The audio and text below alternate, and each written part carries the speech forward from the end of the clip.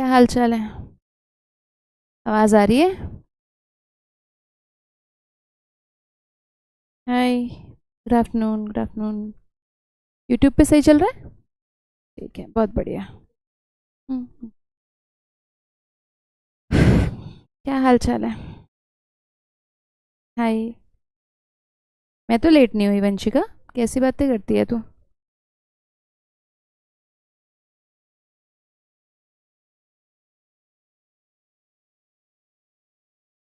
Good evening. आज की class में और कल की क्लास में ख़त्म हो जाएगा चैप्टर ये। ज़्यादा कॉर्टिसोल वाली कंडीशन को हिरण्या बोलते हैं कुशिंग सिंड्रोम। कम कॉर्टिसोल वाले को बोलते हैं एडिसन्स डिजीज़। जेनेटिक्स की डीपीपी में डाउट है? करेंगे बेटा, कर लेंगे बात। सुबह वाली क्लास में बात कर लेंगे। मैं कैसे हूँ? आज तो मेरी बैंड सी बड़ी बजी पड़ी है। बॉडी में पेन हो रहा है मेरी ना। और यूट्यूब वालों, क्या हाल चाल है तुम लोगों के प्यारे बच्चों?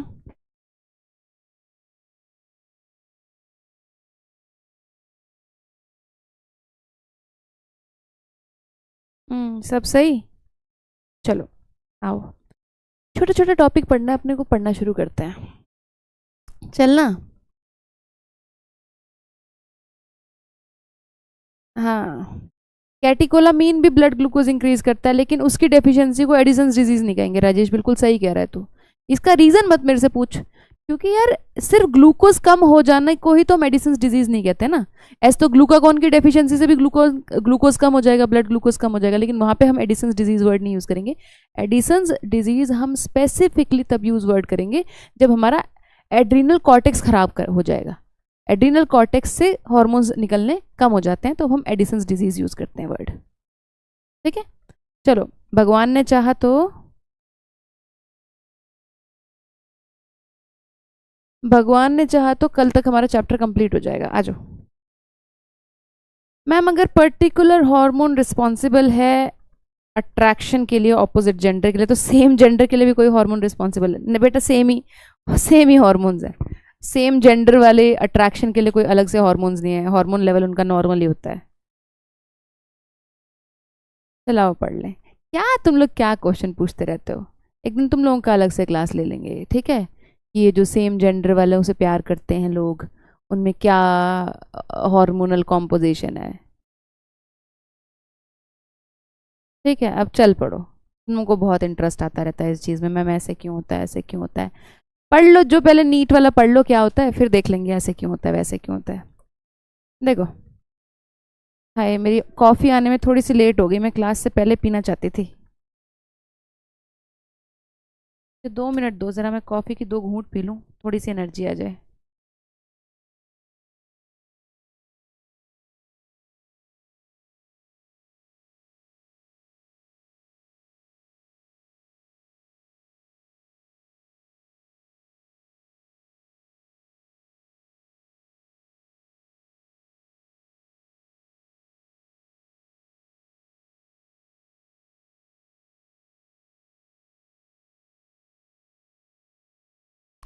चलो,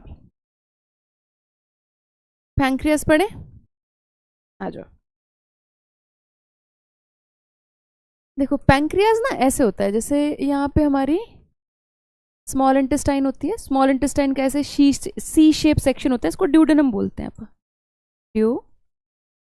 ड्यूडेनम बोलते हैं, ठीक है? यहाँ पे मेरी पैंक्रियास पड़ी होती है, ऐसा सा कुछ पैंक्रियास का शेप होता है। पैंक्रियास ऐसे पड़ी होती है। यहाँ से पैंक्रियास की डक्ट जो है ऐसे ड्यूडेनम में अपनी सिक्रीशंस डाल रही होती है। कौन सी सिक्रीशन? देखो, पैंक्रियास ना एक कॉम्पोजिट ग्लैंड है। कॉम्पोजिट ग्लैंड है, इसका मतलब है इसमें हेटेरोक्राइन फंक्शन है इसका। हेटेरोक्राइन का फंक्शन ये मतलब एक्सोक्राइन पार्ट भी है इसमें और एंडोक्राइन पार्ट भी है इसमें।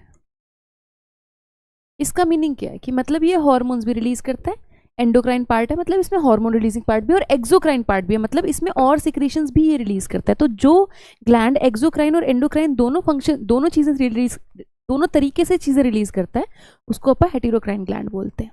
ठीक है, अब पैंक्रियास एक्सोक्राइन फंक्शन से इंजाइम्स रिलीज करता है। इंजाइम रिलीज करता है, एक्सोक्राइन है मतलब डक्ट है, तो ये रही पैंक्रियास की डक्ट। और यहाँ पे ये ऐसे इंजाइम्स डालता है, खाना पचाने के लिए इंजाइम्स डालता है ड्यूडेनम में। और ये इंजाइम्स बनते कहाँ पे, अगर मैं इस डक्ट को ऐसे अंदर लेके चलूँ तो यहाँ पे बड़े बड़े स्ट्रक्चर्स होते हैं, ऐसे बड़े बड़े स्ट्रक्चर्स होते हैं जिनको हम एसिनाई बोलते हैं। इसमें पैंक्रियाज के सारे इंजाइम्स बनते हैं ऐसे। 99% पैंक्रियाज जो है ये एसिनाई से बना होता है।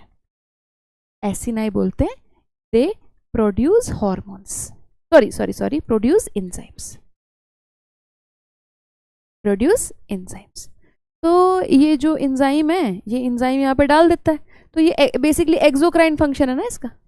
एक्सोक्राइन है, डक्ट है, देखो डक्ट दिख रही है प्रॉपर, है ना। एंडोक्राइन फंक्शन होता तो हार्मोन निकलता और ब्लड में जाता, तो एंडोक्राइन फंक्शन ये है, तो एक्सोक्राइन फंक्शन है। और ये जो हार्मोन्स हैं, ये सॉरी ये जो एंजाइम्स हैं, ये बेसिकली एसिनाई में बन रहे हैं। एसिनाई ये बड़े बड़े स्ट्रक्चर्स हैं। ये तो बात हो गई मेरे एक्सोक्राइन पार्ट की, पैंक्रियाज के। तो नीट में ये भी क्वेश्चन आता है कि जो पैंक्रियाज है, which of the following is a heterocrine gland, या which of the following is a heterocrine gland, या which of the following is a composite gland, या which of the following glands has both exocrine as well as endocrine function। तो इस तरीके से question आ जाता है, ठीक है। तो इसमें सब में हमारा जो आंसर है वो हमारा आंसर पैंक्रियाज रहेगा। अब एक बात तो तुमको ये क्लियर हो गई कि अच्छा ये इंजाइम्स भी बनाता है, लेकिन इंजाइम्स वाला पार्ट हम इस वाले पार्ट में पढ़ते थे, आपका जो डाइजेस्टिव सिस्टम वाला पार्ट है। अब डाइजेस्टिव सिस्टम वाला हमारा पूरा पार्ट हट गया, तो हम इसको ज़्यादा डिटेल में नहीं पढ़ेंगे, ठीक है। जो एंडोक्राइन फंक्शन है उसमें देखो यहाँ पे ऐसे बहुत छोटे छोटे स्ट्रक्चर होते हैं, ऐसे बहुत छोटे छोटे स्ट्रक्चर, निन्नू स्ट्रक्चर्स, जो कि एक्चुअली हॉर्मोन्स रिलीज करते हैं। मैं ग्रीन कलर में बना रही हूँ। इसको बोलते हैं, अगर मैं इसको इनलार्ज कर लूँ, इसको बोलते हैं आइलेट ऑफ लैंगरहांस। ये पहले आता था नीट में क्वेश्चन कि आइलेट ऑफ लैंगरहांस से क्या रिलीज होता है। अब ये इतना कॉमन क्वेश्चन हो गया कि अब इसको नीट वाला बंदा भी नहीं पूछ रहा है।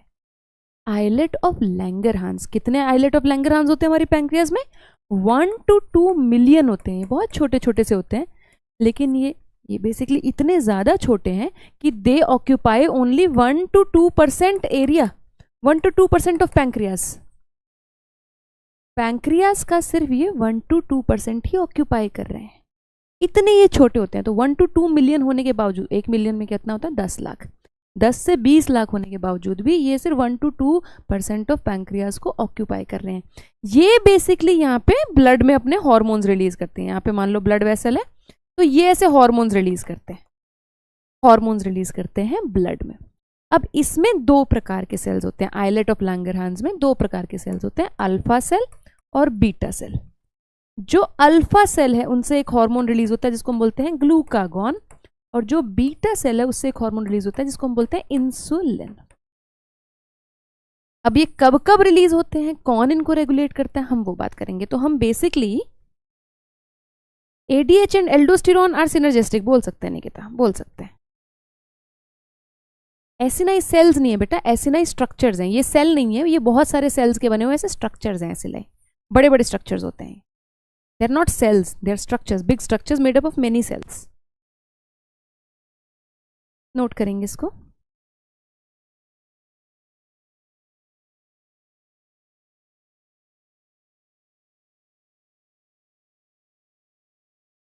अभी ठीक आ रहा है?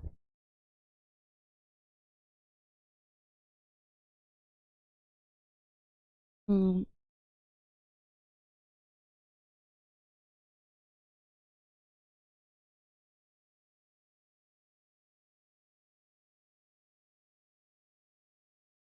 डन, नोट हो गया बेटा।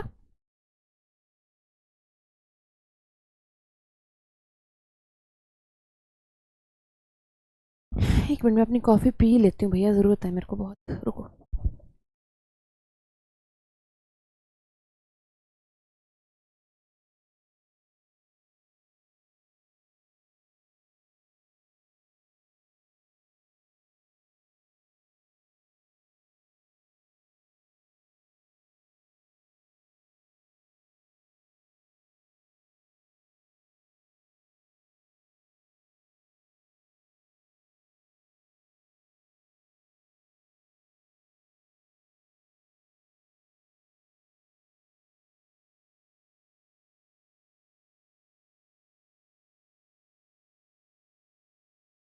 डेल्टा सेल्स भी होते हैं बट डेल्टा सेल्स अपने को चाहिए नहीं, सिर्फ अल्फा और बीटा सेल्स चाहिए। तो बार बार पहले नीट में क्वेश्चन आता था, PYQ आता था कि इंसुलिन कहाँ से रिलीज होती है, तो उसका आंसर होता था कि आइलेट ऑफ लैंगरहांस के बीटा सेल से इंसुलिन रिलीज होती है। ये PYQ था। ठीक है, बहुत सारे PYQs में आ चुके हैं, लेकिन अभी कोई पूछता नहीं क्योंकि बहुत ज़्यादा इजी क्वेश्चन हो चुका है। अब सबको पता है कि पैंक्रियास में आइलेट ऑफ लैंगरहांस है, आइलेट ऑफ लैंगरहांस में अल्फा बीटा सेल्स हैं, बीटा सेल से इंसुलिन, अल्फा सेल से ग्लूकागॉन, सबको पता है, सबको पता है। आइलेट ऑफ लैंगरहांस कुछ नहीं है प्रणव, छोटा छोटा स्ट्रक्चर है बेटा, छोटा छोटा स्ट्रक्चर है। जैसे एसिनाई बड़ा बड़ा स्ट्रक्चर है, उनसे एंजाइम बन रहा है, वैसे आइलेट ऑफ लैंगरहांस छोटा छोटा स्ट्रक्चर है जिनसे हॉर्मोन्स बन रहे हैं। उन स्ट्रक्चर्स के अंदर आइलेट ऑफ लैंगरहांस के अंदर दो प्रकार के सेल हैं, अल्फा सेल और बीटा सेल, जो कि दो प्रकार के हॉर्मोन्स रिलीज कर रहे हैं। ये बात क्लियर है अपने को?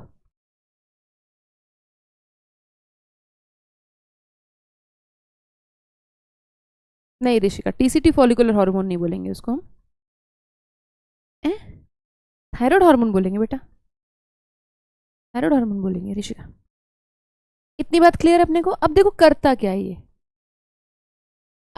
जो ग्लूकागॉन है और जो इंसुलिन है, इनको कौन रिलीज करवाएगा, इनको कौन रिलीज कराएगा? क्या इनका पिट्यूटरी का कोई रोल है? पिट्यूटरी का कोई हार्मोन है जो कि पैंक्रियास को छेड़ता है? तुम सोचो, पिट्यूटरी से ग्रोथ हार्मोन रिलीज होता है, ग्रोथ हार्मोन का कोई लेना देना नहीं है, वो तो बॉडी की ग्रोथ कराता है। पिट्यूटरी से प्रोलैक्टिन रिलीज होता है, इनसे कोई लेना देना नहीं है, बेसिकली ब्रेस्ट से मिल्क बनवाता है। देन LH FSH का कोई लेना देना नहीं है पिट्यूटरी का, वो तो जाके गोनेड्स को छेड़ते हैं। कितने? 4 हो गए हमारे। ACTH से कोई लेना देना नहीं है, ACTH हमारा एड्रिनल कॉर्टेक्स को छेड़ता है। TSH से कोई लेना देना नहीं है, वो हमारे थायराइड ग्लैंड को छेड़ता है। और लास्ट में क्या रह गया? MSH से कोई लेना देना नहीं है, वो हमारे मिलानोसाइट को छेड़ता है। मतलब पिट्यूटरी के तो हाथ में नहीं है, पिट्यूटरी के हाथ में नहीं है, ये basically levels of these hormones are regulated by blood, are regulated by blood glucose level। Blood में कितना ग्लूकोज है उस बात से ये दोनों हार्मोन्स रिलीज होंगे। जैसे कि पैराथॉर्मोन और थायरोकैल्सिटोनिन का जो लेवल है वो कभी भी पिट्यूटरी डिसाइड नहीं करता, वो ब्लड कैल्शियम लेवल डिसाइड करता है। अगर ब्लड में कैल्शियम कम है तो पैराथॉर्मोन रिलीज हो जाता है, अगर ब्लड में कैल्शियम ज्यादा है तो कैल्सिटोनिन रिलीज हो जाता है। वैसे ही ब्लड ग्लूकोज लेवल से दोनों रेगुलेट होते हैं। अब कैसे रेगुलेट होते हैं वो हम बात कर लेते हैं, ठीक है? कैसे रेगुलेट हो लेते हैं मैम? आइलेट ऑफ लैंगरहैंस 2 प्रकार के होते हैं। नहीं रे Masoom, islet of Langerhans islet of Langerhans है, उसमें कोई 2 प्रकार नहीं है, एक ही प्रकार का है, उसमें अंदर 2 प्रकार के सेल्स हैं। इसमें इतना क्या मुश्किल है समझने के लिए? ये आइलेट ऑफ लैंगरहैंस है, उसमें एक अल्फा सेल्स पड़े हुए हैं, एक बीटा सेल्स पड़े हुए हैं, इसमें क्या दिक्कत है? क्या दिक्कत है इसमें? कितनी क्लियर बात है ये।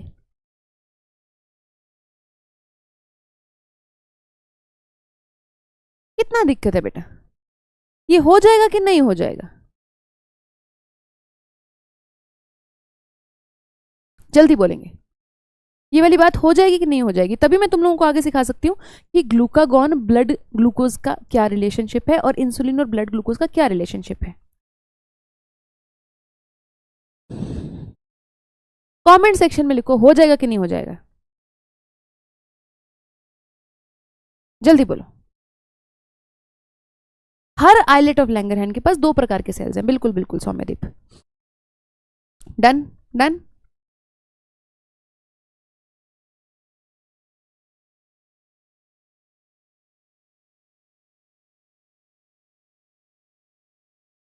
बहुत बढ़िया, बहुत बढ़िया।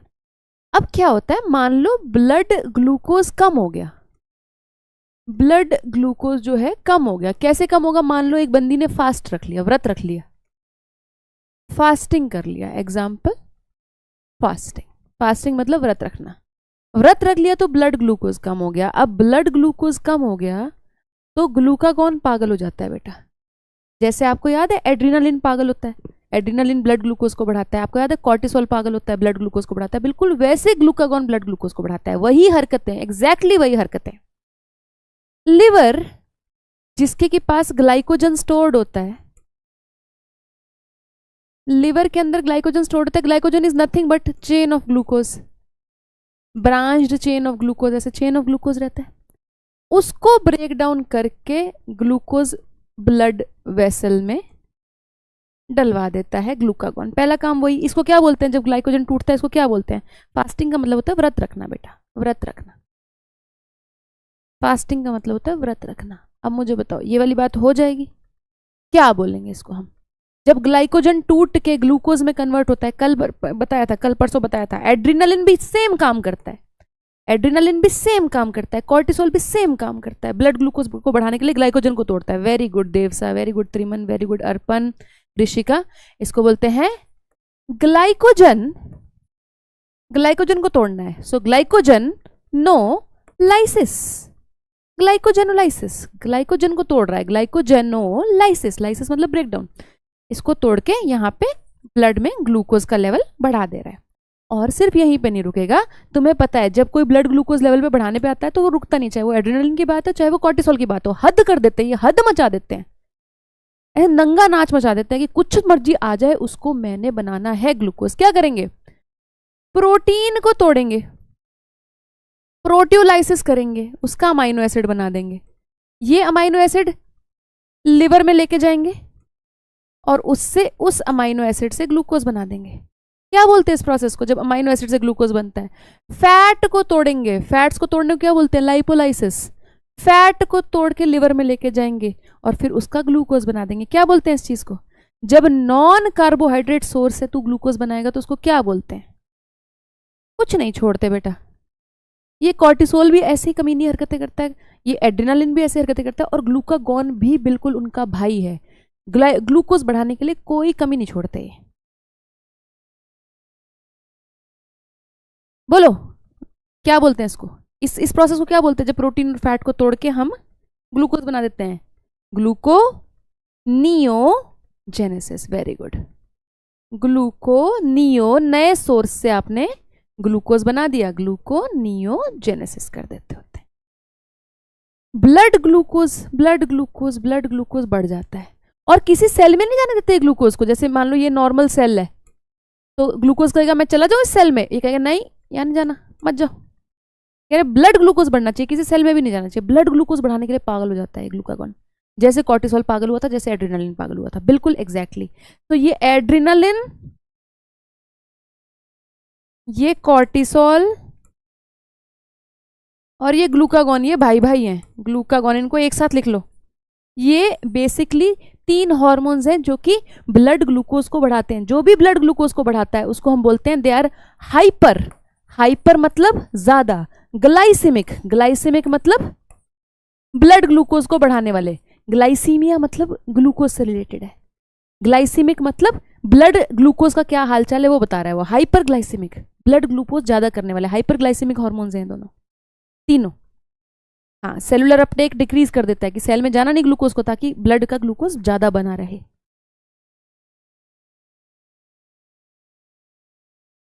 साकिब, हाँ बेटा तूने कल भी ये क्वेश्चन पूछा था, मेरे 610 से मैंने पहले इनरोल कर चुका हूँ, मुझे रिफंड मिलेगा क्या? कल भी यही बात हुई है। साकिब देख, मेरे को देखने पड़ेंगे ऐसे कितने बच्चे हैं बेटा। देख, सिर्फ तेरे को अकेले को रिफंड नहीं कर सकती मैं, अगर करूंगी तो फिर सबको करूंगी, जो भी 580 से ऊपर वाले बच्चे हैं। देखना पड़ेगा ऐसे कितने बच्चे हैं। अगर बहुत ज़्यादा बच्चे होंगे फिर तो रिफंड नहीं कर पाऊंगी मैं, मतलब तू भी मेरी भी सिचुएशन समझना। अगर तो थोड़े बहुत बच्चे होंगे तो मैं रिफंड कर दूंगी, कोई दिक्कत नहीं है, कोई दिक्कत नहीं है। मेरे को देखना पड़ेगा कितने लोग हैं, बाकी एक बार टीम से बात करना पड़ेगा, मुझे टाइम नहीं मिला ये चीज़ बात करने का, ठीक है। सो ये हाइपरग्लाइसेमिक हॉर्मोन्स हैं तीनों तेरे, और सेम फंक्शन, ग्लूकोनियोजेनेसिस करा दिया, ग्लाइकोजेनोलाइसिस करा दिया, और सेलुलर अपटेक रोक दिया ग्लूकोज का। सेलुलर अपटेक रोकना ये थोड़ा नया फंक्शन है, ये हमने कॉर्टिसोल में नहीं पढ़ा था और एड्रेनालिन में नहीं पढ़ा था। ये तो सेल्स तक में जाने नहीं देता है, कहता नहीं मिलेगा, नहीं मिलेगा ग्लूकोज, नहीं मिलेगा, ठीक है। देन इंसुलिन, इंसुलिन कब रिलीज हो जाए? When blood glucose is high, high. Example, just after meal, just after a meal, उसी टाइम इंसुलिन इज रिलीज्ड, तभी इंसुलिन रिलीज होता है जब ब्लड ग्लूकोज आपका हाई होता है। जैसे जब आपने खाना खाया इमीडिएटली उसके बाद आपका मील गया, डाइजेस्ट होने लगा, तो जैसे आपने रोटी खाई, वो बेसिकली स्टार्च है, स्टार्च भी ग्लूकोज का ही बना हुआ है, ग्लूकोज की चेन होती है स्टार्च में भी, तो वो ग्लूकोज तोड़ के ब्लड में जाने लग गया। आपने चावल खाया, वो भी ग्लूकोज ही है, बेसिकली स्टार्च है, स्टार्च तोड़ के ग्लूकोज बन गया, ग्लूकोज आपके ब्लड में जाने लग गया, तो एकदम से ब्लड ग्लूकोज हाई हो गया, ब्लड ग्लूकोज हाई हो गया, तो एकदम से इंसुलिन रिलीज होता है हमारी बॉडी में, और हमारी बॉडी में नेचुरली इंसुलिन रिलीज होता है, जब भी हम खाना खाते हैं तभी इंसुलिन रिलीज होता है ताकि ब्लड ग्लूकोज को कंट्रोल किया जा सके। अब क्या है, जैसे ग्लूकोज का मेन टारगेट होता है लिवर सेल्स, ये सॉरी ग्लूकागॉन का मेन टारगेट होता है लिवर के सेल्स, क्योंकि मेन काम वो यही करती है, ग्लाइकोजन को तोड़ती है और यहाँ पे ग्लूकोनियोजेंसिस करती है, लिवर पे ही काम करती है मेनली वो, ठीक है। जो ये होता है ना, इंसुलिन होता है, ये 2 प्रकार के सेल्स पे काम करता है। उसका टारगेट एक तो लिवर होता है, लिवर इसका टारगेट है, तो लिवर के सेल्स टारगेट है, लिवर के सेल्स को बोलते हैं हम hepatocytes. Hepatocytes are nothing but liver cells, hepatocytes हमारा टारगेट है, ठीक है। इसका एक और टारगेट होता है ऐसे सेल्स जो कि फैट स्टोर करते हैं, उनको हम बोलते हैं एडिपोसाइट्स। एडिपोसाइट्स ये बेसिकली सेकंड टारगेट है एड्रिनल इसका, इंसुलिन का। ये क्या करता है, ये कहता है मुझे ये बिल्कुल पसंद नहीं है कि तुम ये ब्लड में घूमो, चलो भागो घर के अंदर जाओ। जैसे लड़कियां घूम रही हैं बाजार में, मार्केट में, गलियों में, तो जैसे बूढ़े लोगों को बिल्कुल पसंद नहीं होता ना, क्या घूम रहे हो, जैसे गांव में तो हमारे बिल्कुल पसंद नहीं होता, चलो जाओ अंदर घर में काम करो, लड़कियों को घर में भेज देते हैं, चलो घर में। वैसे ही ग्लूकोज जब बाहर ब्लड में ज्यादा है तो इंसुलिन को बिल्कुल पसंद नहीं है, इंसुलिन कहेगा चलो घर में, ये तो ये कह रहा है चलो घर में, ये इंसुलिन है, ठीक है। तो ये क्या करता है, बेसिकली ग्लूकोज को वापस भेजने की कोशिश करता है लिवर सेल्स के अंदर। यहाँ पे लिवर सेल्स है, लिवर सेल्स में ही ग्लाइकोजन बननी है, यहाँ पे लिवर सेल्स के अंदर ही ग्लाइकोजन बननी है। ये कहता है जाओ यहाँ पे और यहाँ पे अपनी चेन बनाओ, यहाँ चेन बनाओ, ग्लाइकोजन वापस बनाओ, ग्लाइकोजन के रूप में स्टोर हो जाओ जाके, GLY ग्लाइकोजन के रूप में स्टोर हो जाओ जाके, ठीक है। अब ये होता है सेल के अंदर जाके होता है। तो पहली बात तो इस प्रोसेस को क्या कहते हैं, जब ग्लूकोज से ग्लाइकोजन बने, जब ग्लाइकोजन बनेगा तो उसको क्या बोलेंगे, नहीं सौम्यदेव, सेलुलर अपटेक एंड यूटिलाइजेशन जो कॉर्टिसोल के पार्ट में है वो अमाइनो एसिड के बारे में लिखा हुआ है कि वो अमाइनो एसिड की अपटेक नहीं होने देता, सेलुलर यूटिलाइजेशन नहीं होने देता, क्योंकि अगर सेल्स में अमाइनो एसिड यूटिलाइज हो गया तो वो प्रोटीन बना देगा। हम अमाइनो एसिड को यूज करना चाहते हैं ग्लूकोज बनाने के लिए, वो पॉइंट है सौम्यदेव। ऋषिका, सेलुलर अपटेक वो अमाइनो एसिड का करता है, ग्लूकागॉन ग्लूकोज का सेलुलर अपटेक रोकता है, कॉर्टिसोल जो है वो अमाइनो एसिड का सेलुलर अपटेक रोकता है, दोनों में फर्क है ना बेटा। वेरी गुड, इसको बोलते हैं ग्लाइकोजेनेसिस, ग्लाइकोजन का बनना, ग्लाइकोजन का बनना। अब ग्लाइकोजेनेसिस कैसे होता है, देखो ये हिपैटोसाइट है, this is a hepatocyte. Basically insulin कैसे प्रमोट करता है, ग्लाइकोजेनेसिस को कैसे प्रमोट करता है, देख तो ग्लूकोज को ना किसी भी सेल के अंदर जाने के लिए रास्ता चाहिए होता है, तो जब इसको डांट पड़ रही है तो चलो सेल के अंदर, तो ये कहती है अंकल मैं कैसे जाऊं सेल के अंदर जाने के लिए मुझे एक रास्ता चाहिए। जिस रास्ते से ग्लूकोज सेल के अंदर जाती है उसको बोलते हैं GLUT, ग्लूकोज ट्रांसपोर्टर्स। जिस रास्ते से ग्लूकोज अंदर जाती है इसको हम बोलते हैं GLUT4 रिसेप्टर्स, ग्लूट का मतलब होता है ग्लूकोज ट्रांसपोर्टर। ये आपके बायोमोलिक्यूल्स में है और ये नीट का PYQ है, ये आपके बायोमोलिक्यूल्स में है और ये तगड़ा PYQ है, तो ध्यान से सुनेंगे इसको, ठीक है। इंसुलिन क्या करता है, बेसिकली ग्लूकोज अंदर चली जाए उसके लिए GLUT4 रिसेप्टर्स बना के हिपैटोसाइट्स के ऊपर GLUT4 रिसेप्टर्स बना देता है ताकि ग्लूकोज अंदर चली जाए, और सिमिलरली एडिपोसाइट्स के साथ भी ऐसा करेगा। तो बेसिकली इंसुलिन इज मेकिंग रास्ता for the glucose to enter the cells, ठीक है। It is made by insulin.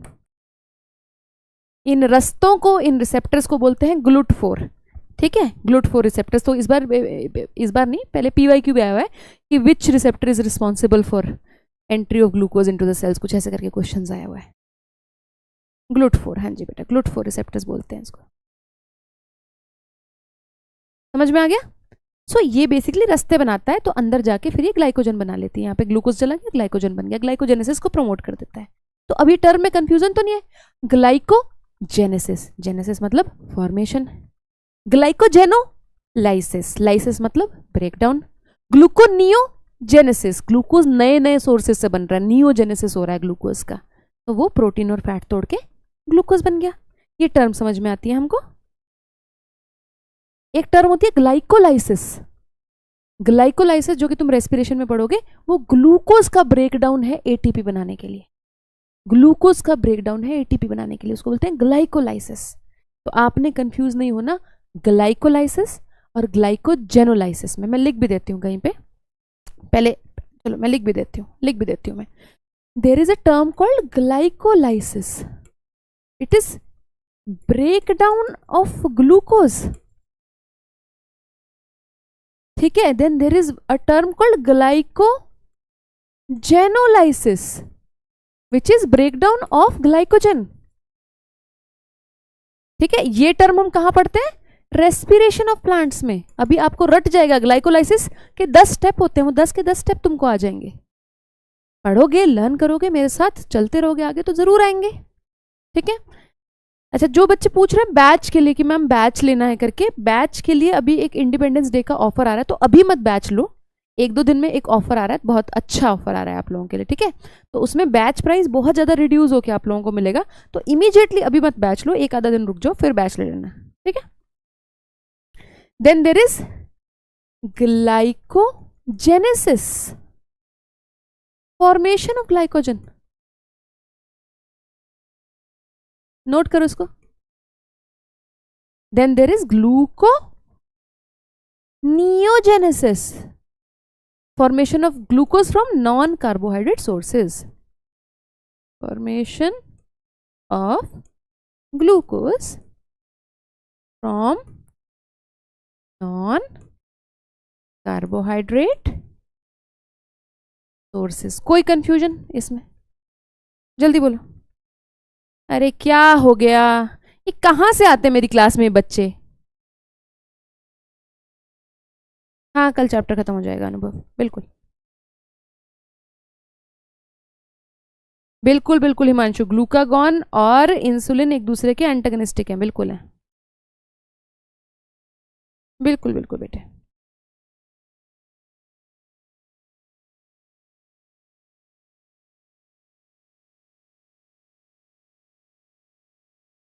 Adipocytes कहाँ होती हैं? नोट हो गया ये? एडिपोसाइट्स फैट सेल्स होती हैं ऋषिका, जहां जहां तेरी बॉडी में फैट है देख ले वहां पे एडिपोसाइट्स है।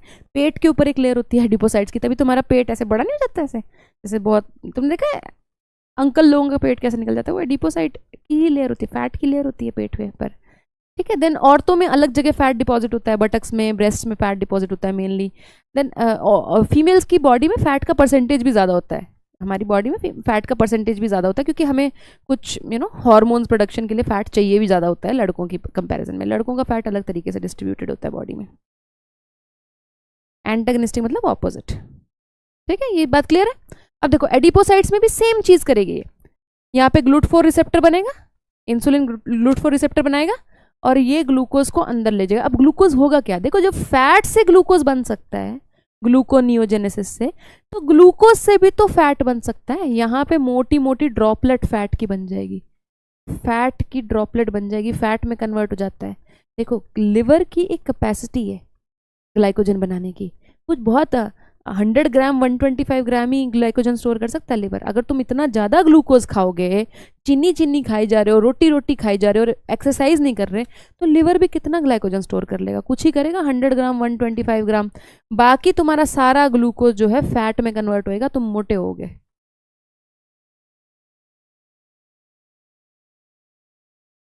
ये वाली बात समझ में आ रही? तो इसके 2 टारगेट सेल्स होते हैं, हिपैटोसाइट्स एंड एडिपोसाइट्स। जो ग्लूकागॉन है उसका एक ही टारगेट सेल है, हिपैटोसाइट, उसी से पंगे लेता रहता है वो, हिपैटोसाइट्स में ही ग्लाइकोजेनोलाइसिस कराता रहता है, हिपैटोसाइट्स में ही ग्लूकोनियोजेनेसिस कराता है। तुम बताओ सौम्या, कौन कौन से एंटेगनिस्टिक हॉर्मोन्स हैं, बताओ कितने कर लिए हमने अभी तक एंटेगनिस्टिक हॉर्मोन्स। ये वाली बात क्लियर है? यूट्यूब वाले बच्चों को क्लियर है? कोई डाउट तो नहीं बेटा? हाँ, स्किन के नीचे भी एक फैट की लेयर होती है, बिल्कुल होती है बेटा, सबक्यूटेनियस टिश्यू में एडिपोसाइट्स की लेयर होती है।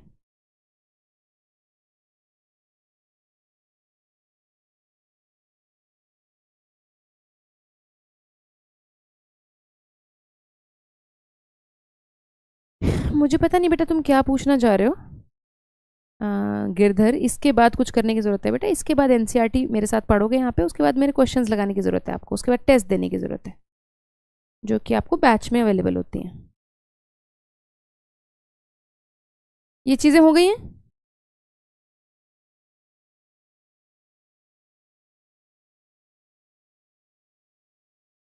ये चीज़ें हो गई हैं? Are we done with this? Antagonistic hormone बच्चे पूछ रहे हैं मैम लिस्ट बना दो। एंटागनिस्टिक हार्मोन्स, अगोनिस्टिक हार्मोन्स अभी तक तुमने पढ़े कौन कौन से, तुम बताओ। दो ही पेयर पढ़ पाए हो अभी तक तुम। एक तो तुमने पढ़ा है पैराथॉर्मोन और थायरोकैल्सिटोनिन का पेयर, ये ब्लड कैल्शियम को बढ़ाता है, ये ब्लड कैल्शियम को कम करता है। देन तुमने पढ़ा है ग्लूकागॉन इंसुलिन का पेयर, ये ब्लड कैल्शियम को, ये ब्लड ग्लूकोज को बढ़ाता है, ये ब्लड ग्लूकोज को कम करता है।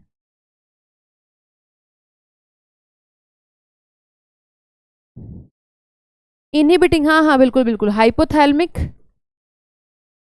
हाइपोथैलेमिक रिलीजिंग हॉर्मोन्स, जो रिलीजिंग हॉर्मोन्स होते हैं, और जो हाइपोथैलेमिक इनहिबिटिंग हॉर्मोन्स होते हैं, बिल्कुल बिल्कुल ये भी एंटागनिस्टिक है। इनहिबिटिंग, बिल्कुल बिल्कुल ये भी एंटागनिस्टिक है।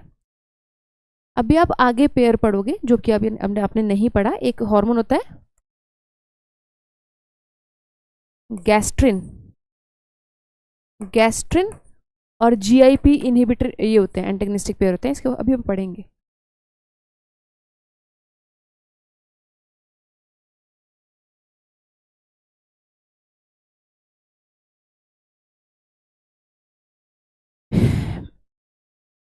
जीएनआरएच नहीं Vasundhara, GHRH, growth hormone releasing hormone and growth hormone inhibiting hormone या सोमैटोस्टैटिन, ये दोनों आपस में एंटागनिस्टिक है। तो ये जो हाइपोथैलेमस का ही एग्जांपल मैं यहाँ पे एग्जांपल दे रही हूँ, GHRH growth hormone releasing hormone and growth hormone inhibiting hormone, ये एंटागनिस्टिक है। इसको सोमैटोस्टैटिन भी बोलते हैं, सोमैटोस्टैटिन भी बोलते हैं बेटे, ये भी अपने को पता होना चाहिए। एमएसएच एंड मिलाटोनिन, क्या बात कर रहा है, इतनी बकवास कर रहा है भट्ट तू। एमएसएच और मिलाटोनिन कैसे एंटागनिस्टिक हुए? एमएसएच बेसिकली तेरा मिलानोसाइट्स को मेलानिन प्रोड्यूस करने के लिए कह रहा है, मिलाटोनिन का तो कोई रोल ही नहीं है मिलानोसाइट प्रोडक्शन में। मिलानोसाइट मेलाटोनिन का क्यों बोल रहा है, ऐसे क्यों बोल रहा है तू?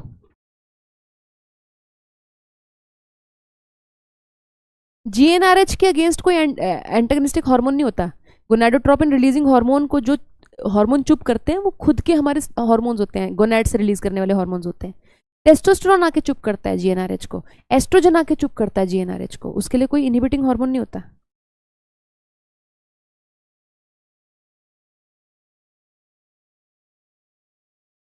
ये वाली बात क्लियर है? एनसीईआरटी से पढ़ ले, आजा बोलो जय माता दी और पढ़ना शुरू करते हैं, आ जाओ।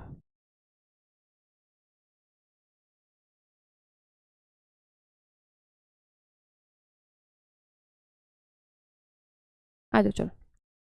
Pancreas is a composite gland, पूछ सकता है ट्रू फॉल्स में, मैंने भी आज क्वेश्चन बनाया बैठ के इसके ऊपर। Which acts as both exocrine and endocrine. The endocrine pancreas consists of islet of Langerhans, there are about, इतना आइलेट ऑफ लैंगरहांस, 1 मिलियन मतलब 10 लाख, 1 से 2 मिलियन मतलब 10 से 20 lakh in a normal human pancreas, representing only up to 1 to 2% of pancreatic tissue.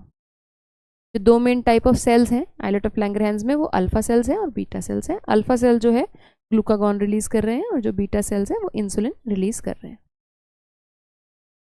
Glucagon is a peptide hormone, ये भी हम पढ़ेंगे chemical nature of hormones, and plays an important role in maintaining the normal blood glucose level. अब देखो glucagon और insulin fight कर रहे हैं एक नॉर्मल ब्लड ग्लूकोज लेवल रखने के लिए। ऐसा नहीं होता कि बहुत ज़्यादा ऐसे ऐसे ब्लड ग्लूकोज लेवल ऐसे ऐसे वेरी कर रहा है, स्टेबल रहेगा, थोड़ा थोड़ा थोड़ा थोड़ा थोड़ा हिलेगा हॉर्मोन्स की वजह से, एक नॉर्मल रेंज में रहेगा मेरा blood glucose level, and plays an important role in maintaining normal blood glucose levels. Glucagon acts mainly on hepatocytes and stimulates genolysis, resulting in increased blood sugar, which is called hyperglycemia. In addition, this hormone stimulates process of gluconeogenesis, which also contributes to hyperglycemia. Glucagon reduces the cellular glucose uptake and utilization. Thus, glucagon is a hyperglycemic hormone. Insulin is also peptide hormone, which plays a major role in regulation of glucose homeostasis. Insulin mainly hepatocytes पे and adipocytes पे act करता है and enhances cellular glucose uptake and utilisation. ये cell के अंदर Uptake को enhance करता है, सेल्स के अंदर ग्लूकोज जाए उसके लिए बहुत कोशिश करता है ना ये ग्लूट4 रिसेप्टर लगा के। तो ग्लूकागॉन बिल्कुल ये ऑपोजिट है, ग्लूकागॉन कहते हैं सेल्स में जाना नहीं चाहिए ग्लूकोज, इंसुलिन कहता है जाओ जाओ मैंने ग्लूट4 रिसेप्टर लगाया जाओ, है ना। As a result there is a rapid movement of glucose from blood to hepatocytes and adipocytes, resulting in decreased blood glucose levels, which is called hypoglycemia. Insulin also stimulates conversion of glucose to glycogen. Glycogenesis को ये promote करता है in target cells. The glucose homeostasis in blood is thus maintained by two hormones, insulin and glucagon. ये हम पहले पढ़ चुके हैं डायबिटीज मेलाइटिस वाली बात। अगर प्रोलॉन्ग्ड हाइपरग्लाइसीमिया रहे, प्रोलॉन्ग्ड हाइपरग्लाइसीमिया कब होता है? जब इंसुलिन आपकी बॉडी में काम नहीं कर पाएगा। इंसुलिन अगर आपकी बॉडी में काम नहीं कर पाएगा, क्या हो गया? Alpha and beta cells are endocrine pancreas, बिल्कुल बिल्कुल अनुप्रयास, बिल्कुल बिल्कुल।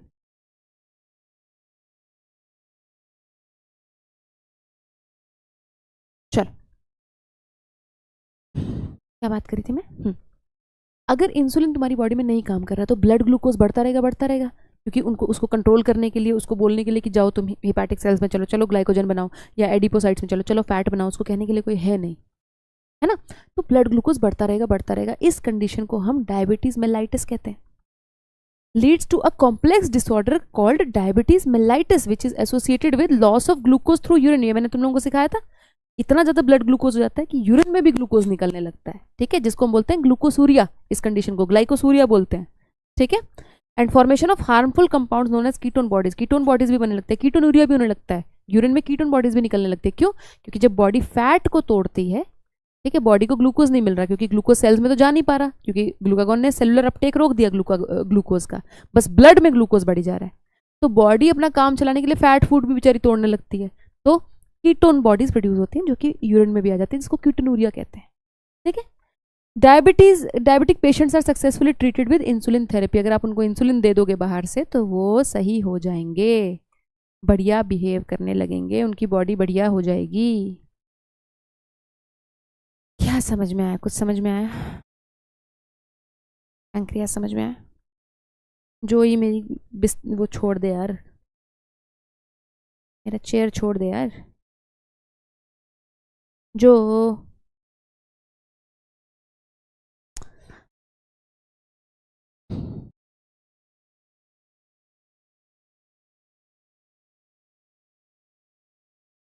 कोई दिक्कत?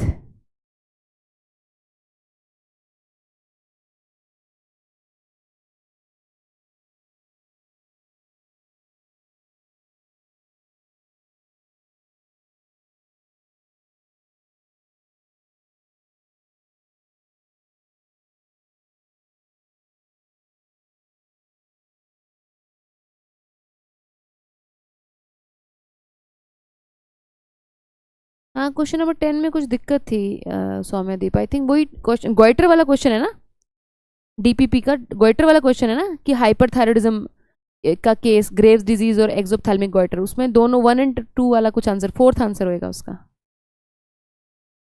लाइबा कैरियर got 98 in boards in biology. बहुत बढ़िया बेटे, बहुत बढ़िया।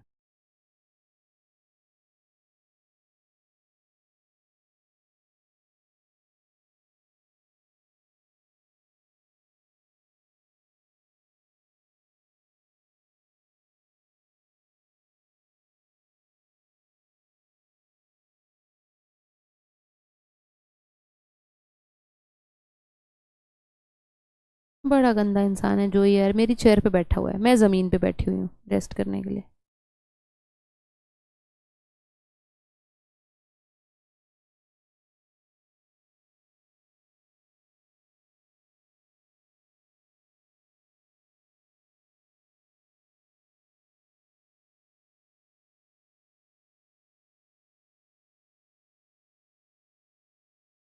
हाँ शाजली बताओ बेटा क्या कह रही हो।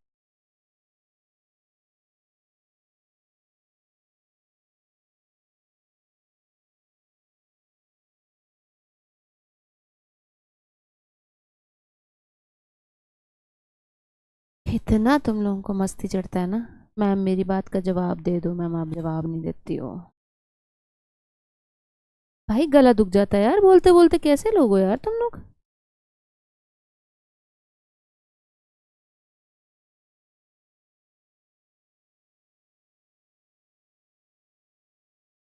अं, थोड़ा रहम खाया करो यार।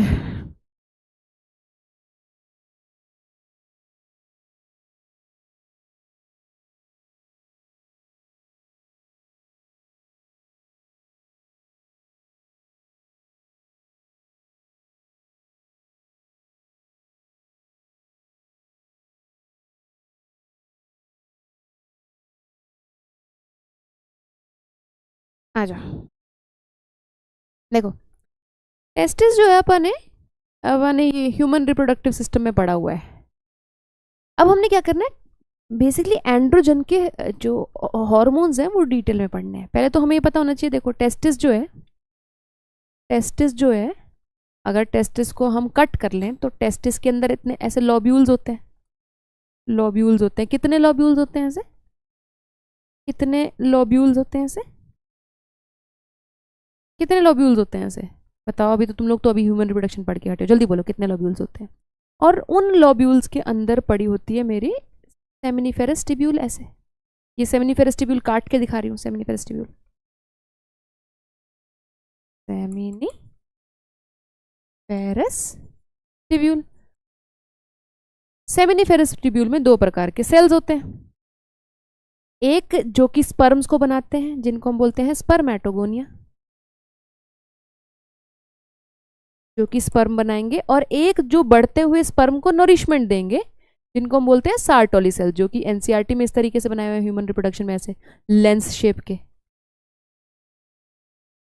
सार्टोली सेल्स। 250 लोब्यूल्स होती हैं, बिल्कुल सही। तुम लोगों को बहुत याद होगी बेटा, तुम लोगों को बायोलॉजी याद तो हो रही है, मेरी इतनी मेहनत करने का असर तो दिख रहा है मेरे को। खुशी तो मुझे भी बहुत होती है, बस तुम लोगों के नंबर अच्छे आ जाए, मेरा वो हो जाए, उद्धार हो जाए मेरा इस साल का, मेरा ये साल सफल हो जाए, नंबर अच्छे आ जाए तुम्हारे नीट 2025 में। कुछ नहीं करना मुझे ज़िंदगी में, एक यही काम है, सही बता रही हूँ। कुछ नहीं, सब सब होल्ड पे रखा हुआ है, लाइफ सब होल्ड पे है, सिर्फ ये कि नंबर तुम्हारे अच्छे आ जाए।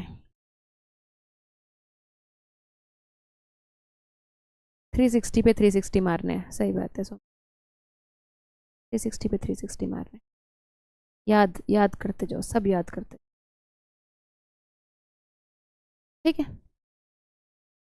अब सेमिनिफेरस टिब्यूल के बीच में एक स्पेशल सेल्स होते हैं हमारे पास, है ना, स्पेशल सेल्स होते हैं। ये जो स्पेस है, ये जो स्पेस है बेसिकली, इस स्पेस को क्या बोलते हैं, इस स्पेस को क्या बोलते हैं, स्ट्रोमल टिश्यू या इंटरस्टिशियल स्पेस। स्ट्रोमल टिश्यू या इंटरस्टिशियल स्पेस, टिशियल स्पेस। इसमें हमारे पास ये स्पेशल सेल्स होते हैं जिनको हम कहते हैं लेडिक सेल्स या इंटरस्टिशियल सेल्स, लेडिक या इंटरस्टिशियल सेल्स। ये तो भैया सबको याद होना चाहिए, टेस्टिस का ये वाला स्ट्रक्चर, ये सो दिस इज टेस्टिस, ये टेस्टिस का ये स्ट्रक्चर सबको याद होना चाहिए बेटा, चाहे किसी ने ह्यूमन रिप्रोडक्शन पढ़ी हो चाहे ना पढ़ी हो, ये याद रख लो, क्योंकि ये कई चैप्टर्स में आना है तुम्हें, ह्यूमन रिप्रोडक्शन में आना है, अभी देखो ये हार्मोन वाले चैप्टर में आ गया। टेस्टिस में 250 लॉब्यूल्स होती हैं, लॉब्यूल्स के अंदर ऐसे पतली पतली ट्यूब्स पड़ी होती है जिनको सेमिनिफेरस ट्यूब्यूल्स बोलते हैं। 1 से 3 सेमिनिफेरस ट्यूब्यूल होती है, वो मैंने काट के दिखाई हुई है। हर सेमिनिफेरस ट्यूब्यूल अंदर से 2 प्रकार के सेल से लाइंड होती है, स्पर्मेटोगोनिया पहला सेल एंड सार्टोली सेल दूसरा। स्पर्मेटोगोनिया से स्पर्म बनता है, सार्टोली सेल से न्यूट्रिशन मिलता है उन बढ़ते हुए स्पर्म को। अब पिट्यूटरी से दो हार्मोन रिलीज होते हैं, पिट्यूटरी से दो हार्मोन रिलीज होते हैं, LH एंड FSH। LH जो है वो लेडिग सेल्स पे एक्ट करता है, ठीक है, LH जो है लेडिग सेल्स पे एक्ट करता है, L से LH, L से लेडिग सेल्स, ठीक है, ल्यूटिनाइजिंग हार्मोन जो है लेडिग सेल्स पे एक्ट करता है, और लेडिग सेल से यहाँ पे मेल एंड्रोजन रिलीज कराता है। एंड्रोजन मतलब सेक्स हार्मोन। एंड्रोजन का फेमस एग्जांपल है टेस्टोस्टेरोन, एंड्रोजन रिलीज कराता है।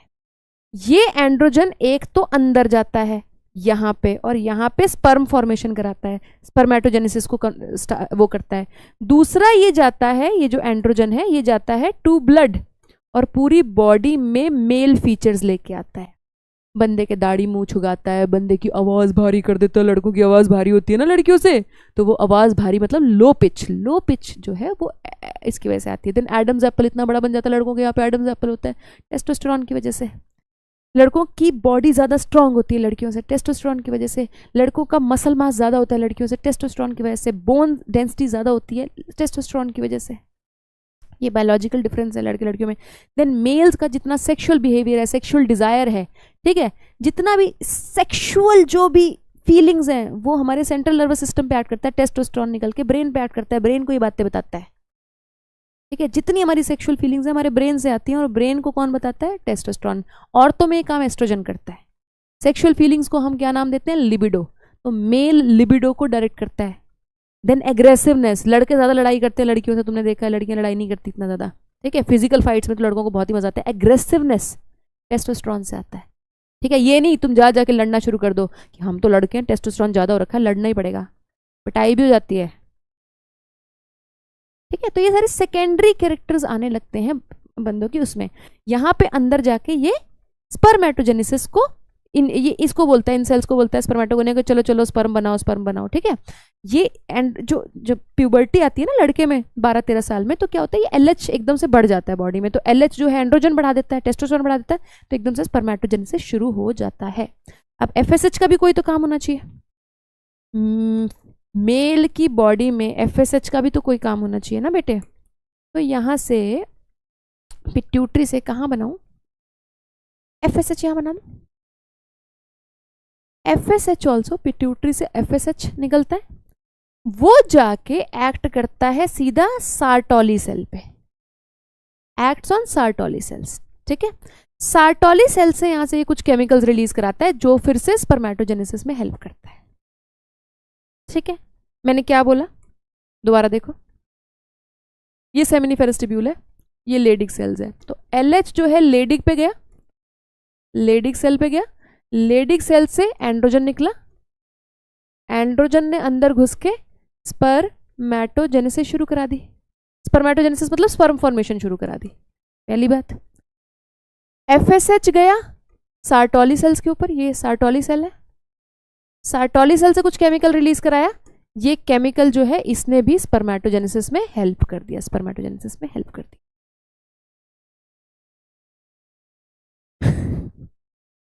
बच्चा कह रहा मैं तो लड़कियों से भी कमजोर हूँ।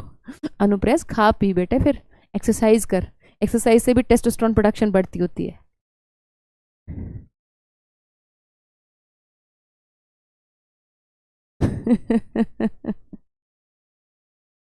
ये वाली बात समझ में आई है?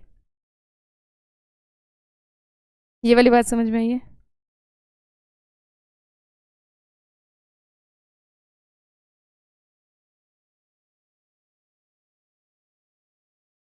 कोई बात नहीं, कोई बात नहीं भाई, उम्र होती है, एक स्ट्रेस होता है, स्ट्रेस में भी बच्चे पतले रह जाते हैं, कोई बात नहीं, थोड़ा स्ट्रेस रहेगा तब तुम थोड़ा खुल के थोड़ा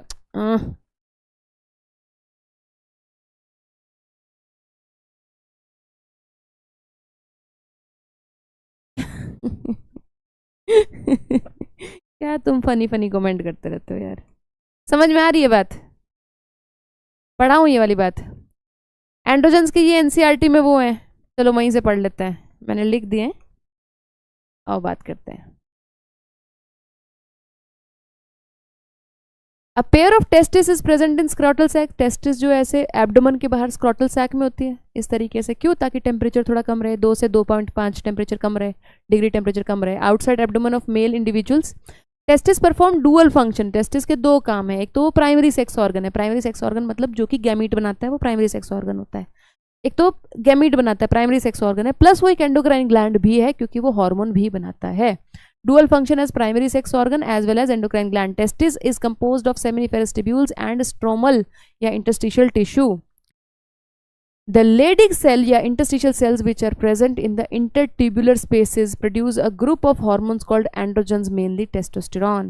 Androgens regulate the development, ठीक है, सारा मेल का जेनिटेलिया डेवलप करने में एंड्रोजन का काम है, ठीक है। मेन जेनिटेलिया में सब कुछ आ गया, एक तो एक्सटर्नल जेनिटेलिया आ गया, पीनस, पीनस को डेवलप करने में एंड्रोजन का काम है। देन जो इंटरनल रिप्रोडक्टिव सिस्टम है, ठीक है, इसमें क्या आ गया, एक्सेसरी डक्ट्स आ गई और आपका वो आ गया। अब तुम ये मेल रिप्रोडक्टिव सिस्टम में पढ़ोगे जिस बच्चे ने अभी नहीं पढ़ा हुआ है, ठीक है। एक्सेसरी डक्ट में क्या क्या आ गया, रीटी टेस्टिस आ गई, वासा एफरेंशिया आ गया, एपिडिडाइमस आ गया, वास डेफरेंस आ गया, इजैकुलेटरी डक्ट आ गया, यूरिथ्रा आ गया, सबको टेस्टोस्टेरोन मेंटेन करता है। देन मेरे पास एक्सेसरी ग्लैंड्स होते हैं, सेमिनल वेसिकल आ गई दो, उसको भी टेस्टोस्टेरोन मेंटेन करेगा, प्रोस्टेट आ गया सिंगल, उसको भी टेस्टोस्टेरोन मेंटेन करेगा, बल्बो यूरिथ्रल ग्लैंड आ गया, उसको भी टेस्टोस्टेरोन मेंटेन करेगा। अब ये जो मैंने टर्म्स बोली है आपको डरना नहीं है, जब मेल रिप्रोडक्टिव सिस्टम पढ़ोगे तो आ जाएगा। अभी के लिए बस याद रखो कि पूरा का पूरा male reproductive system is maintained by testosterone. Development, maturation and functions of the male accessory sex organs जैसे कि एक्सेसरी डक्ट्स एंड एक्सेसरी आपके glands, epididymis, vas deferens, seminal vesicle, prostate gland, urethra. These hormone stimulate muscular growth, ये anabolic effect रखते हैं। Anabolic effect समझते हो?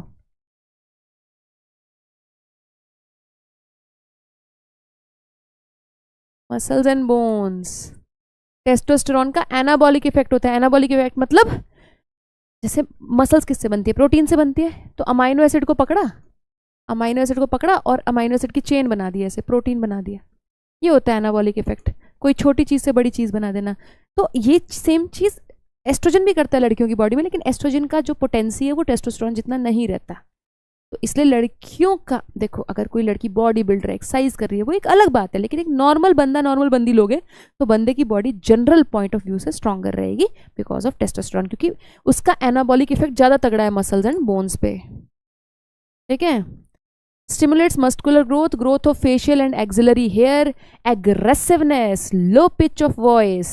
Androgen play a major stimulatory role in the process of spermatogenesis, जो कि sperm का formation का process है।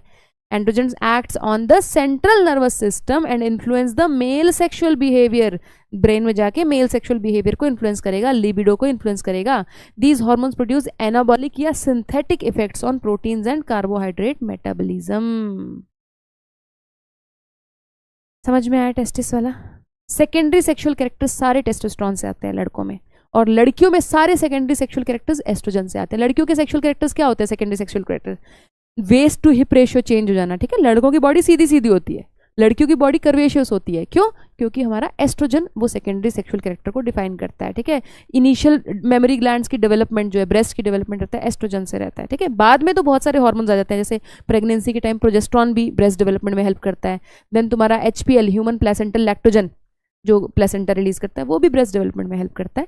बाद में तो बहुत आते हैं ब्रेस्ट डेवलपमेंट के लिए। इनिशियल ब्रेस्ट डेवलपमेंट जो होता है एस्ट्रोजन से रहता है, ठीक है। देन ये पतली आवाज़, मेरी तो पतली आवाज़ रही नहीं भैया, मेरी तो ऐसे मर्दाना आवाज़ हो चुकी है बोल बोल के, ठीक है। लेकिन लड़कियों की तुमने देखा है ऐसे, कभी देखो एक ऐसे टीनेज लड़की की आवाज़ सुनो, ऐसे पतली सी आवाज़ होती है ना। Yes sir, sir I have prepared the assignment, yes sir, yes sir. वो जो आवाज़ होती है वो एस्ट्रोजन की वजह से। और किसी लड़के को खड़ा कर दो क्लास में, सॉरी मैम, भूल गया मैम, भूल गया, कल ले आऊँगा, टेस्टोस्टेरोन की वजह से, ठीक है। सो आओ पढ़े, ये भी पढ़ना ही है बेटा, आ जाओ ओवरी पे चले।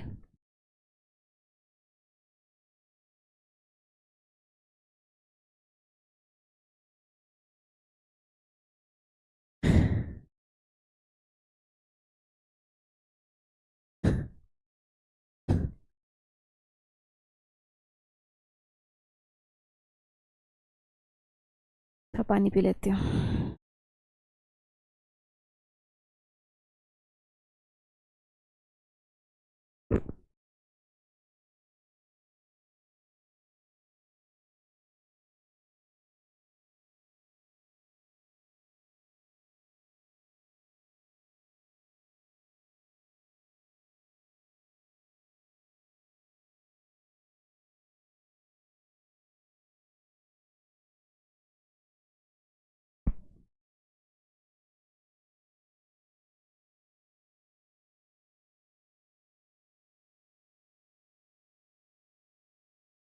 समझ में आता है बेटे कुछ?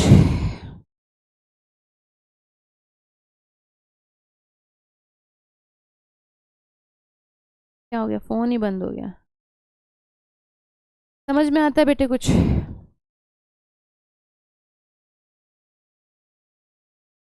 किस किस कोई चैप्टर लंबा लग रहा है? कैसी बातें करती है सुहाना यार तू। आज छठा लेक्चर है चैप्टर का, कल 7वें में खत्म हो जाएगा। लंबा है यार ये, लंबा लेक्चर है, तुम बताओ। लंबा, ये लंबा चैप्टर है ये।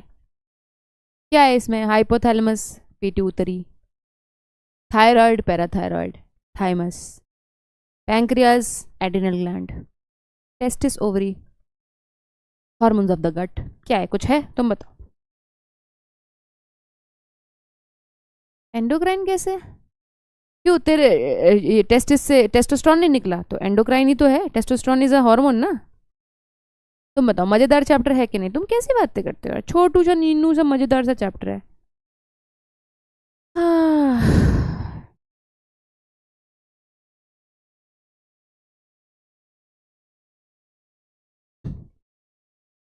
इजी है यार। मैम आप पढ़ा रहे हो तो इजी लग रहा है, मैं पढ़ा रही हूँ तो इजी लग रहा है, लेकिन इजी है, वैसे भी इजी ही है। अरे तमनुजा, थोड़ा टारगेट दे दिया करो मैम।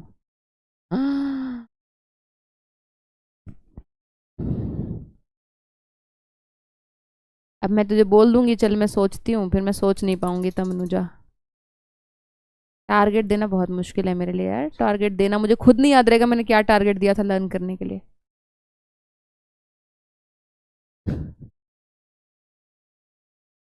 मैं भी वो टेस्टोस्टेरोन ही क्यों, एंड्रोजन आर ग्रुप।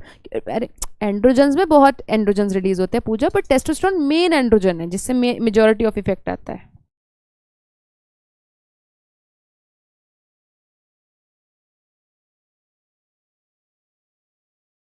चलो, तुम्हें टेस्टिस का नहीं रे, ओवरी का स्ट्रक्चर याद है? ओवरी का स्ट्रक्चर याद है कुछ तुम्हें? एक ओवरी होती है ऑलमंड शेप की, कुछ तो याद होगा। अच्छा साइज ही बता दो ओवरी का, क्या साइज है तुम्हें कुछ याद है? ओवरी की लेंथ क्या होती है? अच्छा अच्छा ये बता दो, अभी तुमने ह्यूमन रिप्रोडक्शन में पढ़ा है, बताना बताना।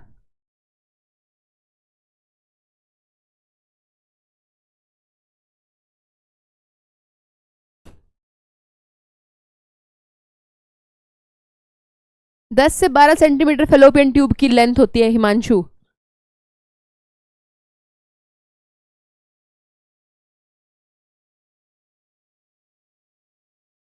2 से 4 सेंटीमीटर, वेरी गुड, बहुत अच्छे बच्चे हो यार तुम लोग तो, बहुत अच्छे बच्चे हो। 2 से 4 सेंटीमीटर होती है, ठीक है।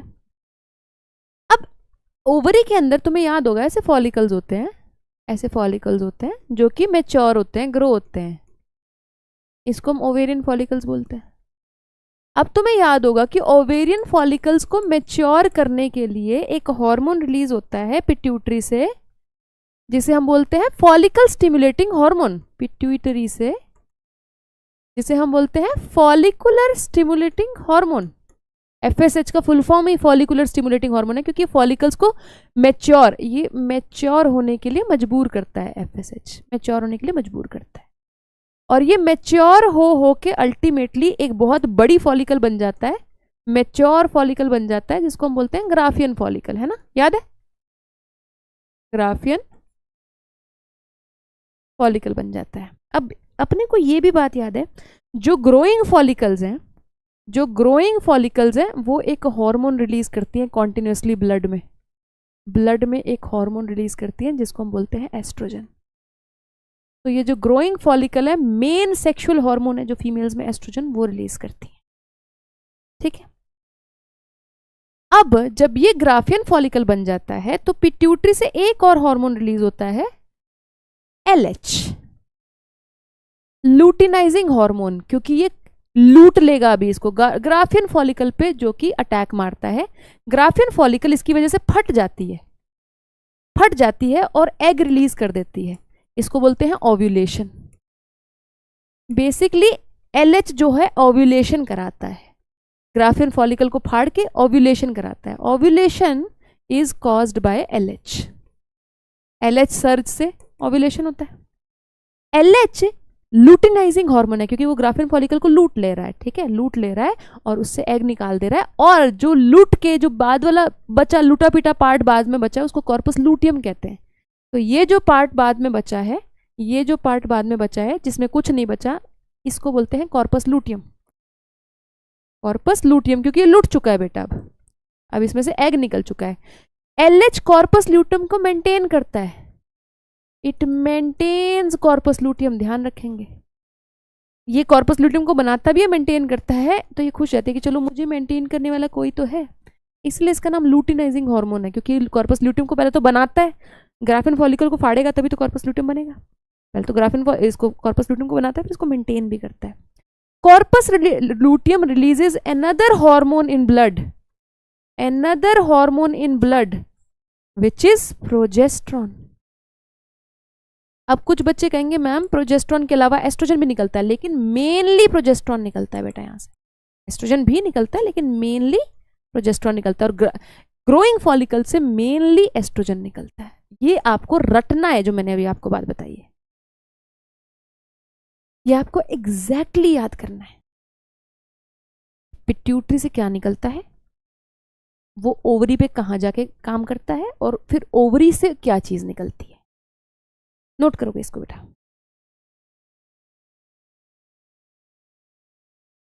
करो करो करो।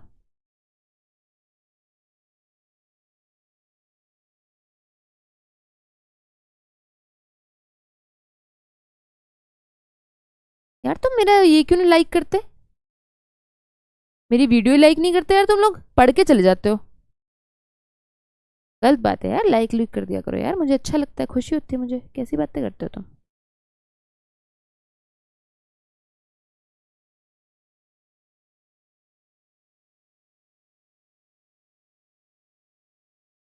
हाँ वरुण, एग सेकेंडरी साइड भी बोल सकते हो तुम उसको।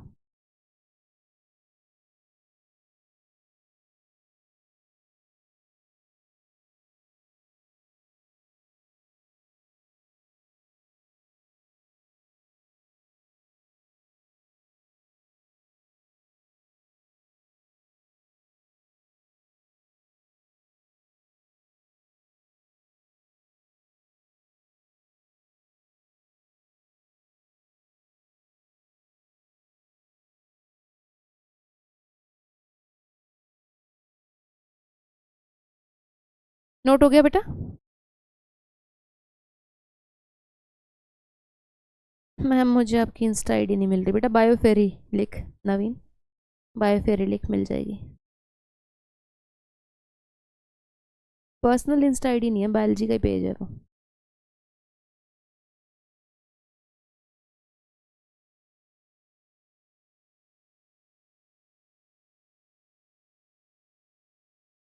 नोट हो गया, याद हो जाएगा ये।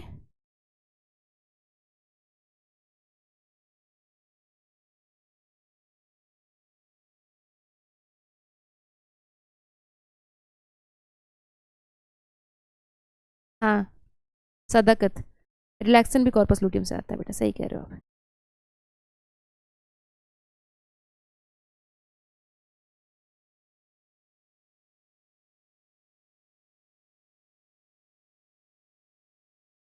अब बस हमें करना है कि एस्ट्रोजन और प्रोजेस्ट्रॉन का मेरी बॉडी पे क्या काम है। एस्ट्रोजन का सारा जो, जैसे जो टेस्टोस्टेरोन का काम होता है ना मेल में, एस्ट्रोजन का वो काम फीमेल में होता है। क्या? Maintain secondary sexual characters, maintain secondary sexual characters, जैसे कि high pitch voice,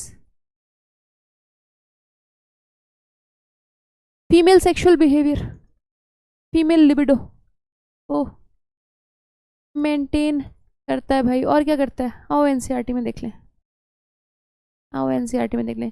stimulation of growth and activities of female secondary sex organ, सारा सेक्स ऑर्गन फीमेल का मेंटेन करता है।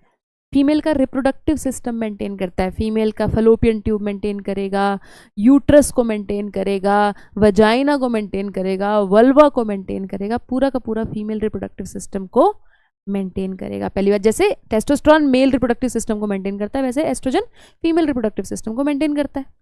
Development of growing ovarian follicles. Ovarian देखो, ovarian follicles जो है वैसे तो एफएसएच की वजह से डेवलप होती है, लेकिन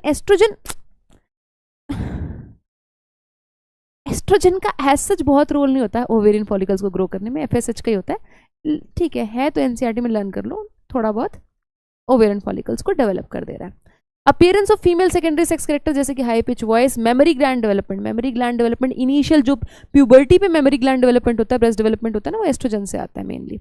oestrogen also regulate female sexual behaviour. बहुत बढ़िया बेटे, बहुत बढ़िया।